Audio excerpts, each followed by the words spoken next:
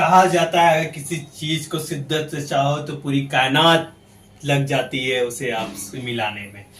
तो दोस्तों आज मैं एक ऐसे मूवी का रिव्यू लेके आ गया हूं जिसका नाम है ठंडेल। ठंडेल एक ऐसी मूवी है जो कि एक ट्रू स्टोरी पे बेस्ड है। आंध्र प्रदेश के कुछ मछुआरों पे ये कहानी बेस्ड है जो अचानक समुद्र में मछली मारते मारते कब इंडिया का बॉर्डर क्रॉस करके समुद्री बॉर्डर क्रॉस करके कब पाकिस्तान में पहुंच जाते हैं और कैसे उनकी सारी जिंदगी पूरे 2 साल तक कैसे उन्होंने अपने देश से दूर रहे और कैसे अपने लोगों से दूर रहे और कैसे उनके लोगों ने उनको छुड़ाया। और यहाँ पे एक ठंडेल जो पूरी मूवी है वो मिसाल बनी पूरी कहानी की जिसकी लव स्टोरी है और वो नाम है राजू एंड सत्या की लव स्टोरी। तो बता दें यहाँ राजू की भूमिका जो निभा रहे हैं वो है नागा चैतन्य और जो सत्या की भूमिका निभा रही है वो है साई पल्लवी।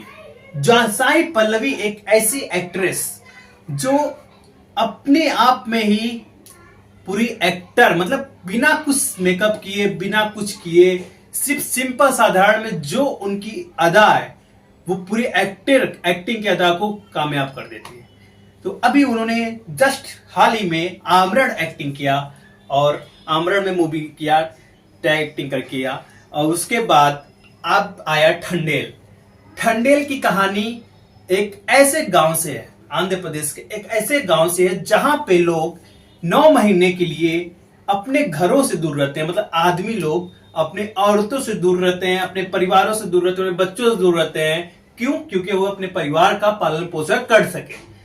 तो कहा जाता है कि ये 9 महीने जो जाते हैं, 9 महीने गुजरात के किसी पोर्ट पे जाते हैं, वहां पे उनको पोर्ट मिलता है और वहां पे वो समुद्र में मछली मारने जाते हैं।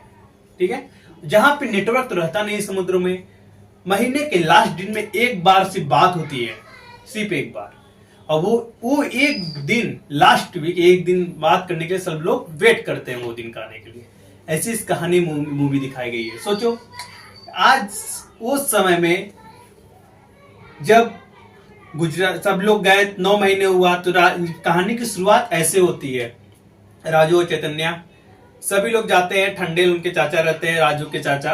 पहले राजू के पापा ठंडेल थे उस गांव के, तो ठंडेल मतलब लीडर रहते हैं जो पूरे नाव को ले जाते हैं और उन्हीं के सहारे वो पूरे मार्गदर्शक रहते हैं। तो गुजरात के कॉन्ट्रैक्टर होते थे जो 9 महीने का कॉन्ट्रैक्ट होता है, 9 महीने तक पूरा दूर रहते थे और 3 महीने सिर्फ घर के रहने को मिलता था। तो 9 महीने में जब आते थे वो तभी वो 3 महीने से अपने परिवार के साथ रहते थे, फिर 9 महीने के लिए गायब हो जाते थे। और जिसमें कोई कांटेक्ट नहीं, जिसके पास मोबाइल थी उनसे बात हो जाती थी और जिनके पास नहीं होती थी मोबाइल वो चिट्ठी की तरह किसी की तरह कुछ करके बात करते थे। तो ऐसे ही क्या हुआ जब राजू और सत्या की जब लव स्टोरी को मतलब उन लोगों को गहरा प्रेम था, बचपन से दोनों साथ एक दूसरे से जुड़े हुए थे। तो कुछ घटनाएं होती हैं जिसमें सत्या की एक दीदी थी, मतलब गांव की दीदी थी। तो उन्होंने उसके जीजा जी जाते थे आते थे तो वो खुश नहीं थे, तो उनके ऊपर में ये ऐसा चल रहा था। तो वो एक दिन ऐसा हुआ कि वो गए और सत्या की दीदी के भैया थे, तो उनकी क्या होती है वो पास में ही जाते थे, मतलब वो कॉन्ट्रैक्ट पर गुजरात ना दूर नहीं जाते थे वो लोग करने, पास में ही जाते थे। तो वहां पे इन लोगों क्या हुआ कि उनके भैया की डेथ हो गई। तो वहां से सत्या के मन में यानी साई पल्लवी उनके मन में आता है एक ख्याल, अगर कल को ऐसा ही कुछ राजू के साथ हो गया तो मैं क्या करूंगी। तो उसका वो प्यार अब डर में बदल जाता है। पहले प्यार क्या था, प्यार तो फिक्र के लिए था, लेकिन अब वो प्यार डर में बदल जाता है और जब डर में बदलता है तो वहीं से कहानी की मिसअंडरस्टैंडिंग शुरू हो जाती है। तो सिंपल सी बात है, जब राजू आता है, ठीक है, कहां से 9 महीने बाद वापस अपने घर को आता है, तो वो सत्या राजू से बोलती है, मतलब जब रिटर्निंग जाती है तो उसे वो प्रॉमिस करवाती है कि तुम नहीं जाओगे, अगर वापस इस बार गए तो मैं तुमसे सारा रिश्ता तोड़ दूंगी।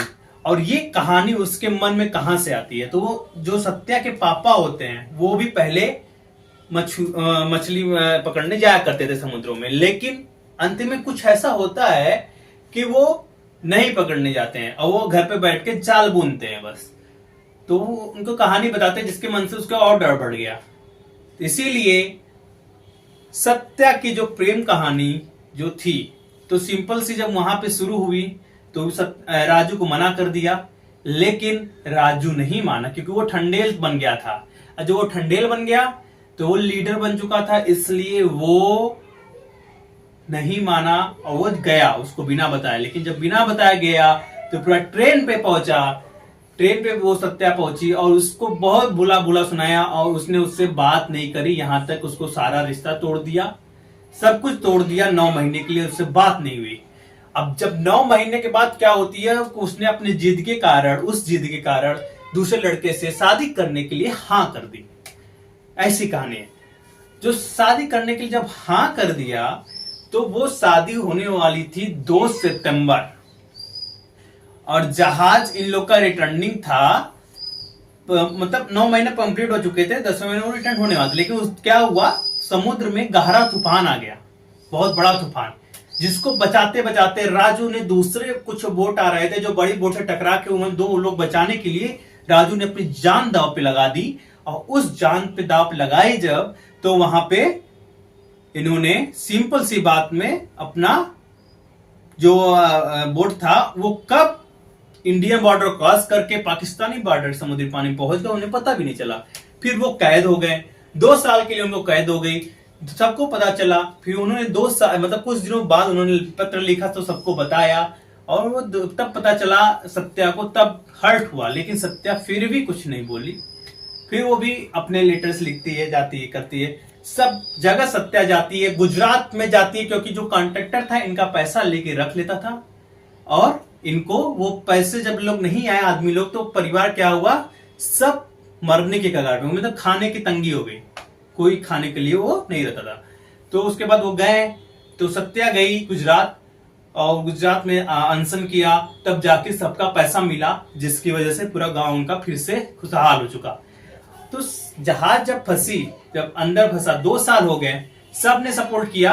तो उसके बाद सत्या ने पूरी मंत्री के पास गए, मुख्यमंत्री के पास गए, आंध्र प्रदेश ये गए, सब जगह स्वराज जी से मिले और तब उन्होंने अच्छा खासा सोच लगाया और 2 साल के बाद करीबन उनकी जमानत मंजूर हो गई वहां से छूटने की। लेकिन उसमें 22 लोग थे, 22 लोग में एक लोग का वहां पे आइडेंटिटी ही नहीं था क्योंकि उसने आधार कार्ड बनवाया ही नहीं था। उस एक लोग को बचाने के लिए जब राजू को पता चला कि सत्या के शादी का कार्ड छप गया तो उसको बहुत तकलीफ हुआ, क्योंकि डेट छूटने की थी 31 अगस्त और पहले तो आया था 15 अगस्त को छूट जाएंगे, लेकिन 15 अगस्त को कुछ ऐसा हुआ कि वो लोग नहीं छूट पाए। ऐसा कहा जाता है कि नहीं छूट पाए। मूवी में जैसा दिखाया गया कि आर्टिकल 317 हटाया गया, तो ऐसा कश्मीर पे लिए, तो वो उनके लिए 15 अगस्त को जमानत उनकी गैर मंजूर कर दी गई। अब दोबारा करने के लिए इन्होंने लास्ट डेट, वो स्वराज जी के दिखाया गया मूवी में, ऐसा लास्ट डेट उन्होंने 31 सितंबर लड़की की मंजूरी पे कर दी। उन्होंने 31 सितंबर डेट थी, 31 अगस्त और 2 सितंबर पे सत्या की शादी थी, ठीक है। लेकिन ऐसा नहीं हुआ क्योंकि 31 अगस्त को जैसे ही एक लड़के का बचा, सभी लोग क्या हुए, सभी लोग वापस चले गए। राजू चला गया अपने ठंडे, मतलब लीडर, अच्छा ठंडे मतलब लीडर, उनके बचाने के लिए वो भी नहीं गया और वो जाके वहां वापस बैठ गया पाकिस्तान कैबिनेट में क्रॉस करके। तो बहुत मंजूरी के उस समय पाकिस्तानी जेलर ने भी इनका साथ दिया गया, ऐसा मूवी में दिखाया गया है, सभी लोगों ने साथ दिया। तो मूवी काफी अच्छी है और यहाँ भी जब साथ दिया गया तो लोगों ने मिलके, चीफ मार्शल, कलेक्ट्रेट मिलके एंड जितने भी कोर्ट जस्टिस हैं सब लोग मिलके उसका आइडेंटिटी किया और कई बार उनके कहने पे उनको उसका भी आइडेंटिटी बना दिया गया, तो उसको छोड़ दिया गया। और जब रिटर्न जाता है तो क्या होता है, वो आ जाता है और झंडा हटा देता है। जब वो आता है तो झंडा हटा देता है, जिससे उसको पता चलता है वो आ जाता है और वो शादी नहीं करती है और 2 सितंबर को वो अपने टाइम पे पहुंच जाते हैं। तो ये थी एक ऐसी लव स्टोरी जिसको आप सब लोग को देखनी चाहिए। तेलुगु फिल्म है, एक ट्रू बेस्ड स्टोरी। 22 मछुआरों की कहानी। तो कैसा लगा? लाइक शेयर सब्सक्राइब करना बिल्कुल ना भूलें। Thanks for watching. Welcome and welcome back again to again Tiwari ji review वाले पे।